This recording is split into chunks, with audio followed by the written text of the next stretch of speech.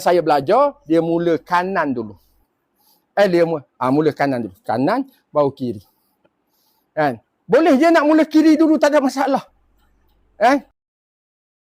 Yang penting terbungkus cantik. Okey, nak bungkus dia contoh. Kali ni saya nak ambil daripada kiri dulu contoh. Okey, bila nak ambil daripada kiri dulu, kena pastikan cara kita nak bungkus jenazah ni, dia duduk bawah. Sebab ni kain yang tak cukup kan. Ya, yang ni memang kain tak cukup saja je. Nanti ambil yang cukup lah. Kena tarik daripada bawah. Tarik yang tu, tarik yang ni dulu. Kena tarik dulu. Okey. Bila kita tarik, yang ni sebelum kita ni kita kena tegangkan dia. Tegang. Okey. Angkat sendiri.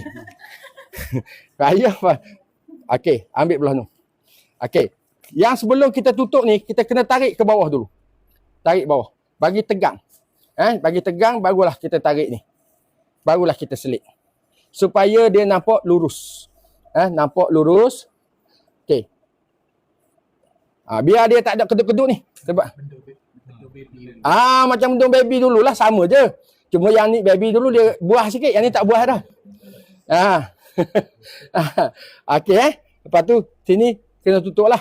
Biasanya lah kita, kalau kita buat khusus memang kita tak tutup bahagian kepala tu, mati anak aku nanti. Lepas tu bila dah habis bahagian pertama, barulah kita akan mula yang kedua. Yang kedua ni kena tarik bawah tu. Tarik ke bawah. Jihah. Jihah ni dia jarang. Adik yang selalu, mayat yang selalu ni. Dia jadi mayat hari ni. Biasa dia ni bahagian tolong saya bahagian jenazah. Okey. Sebelum kita nak tu, kita kena tarik bawah bahan ni, bawah ni kena tarik bagi lurus.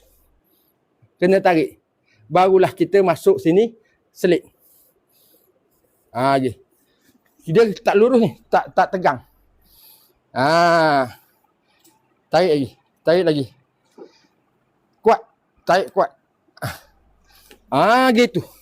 Gitu. Okay, dia kena tarik bagi tegang. Supaya dia straight betul-betul. Okey. Itu bukan Umi yang buat itu Umi yang buat, bukan adik kan? Tarik bawah.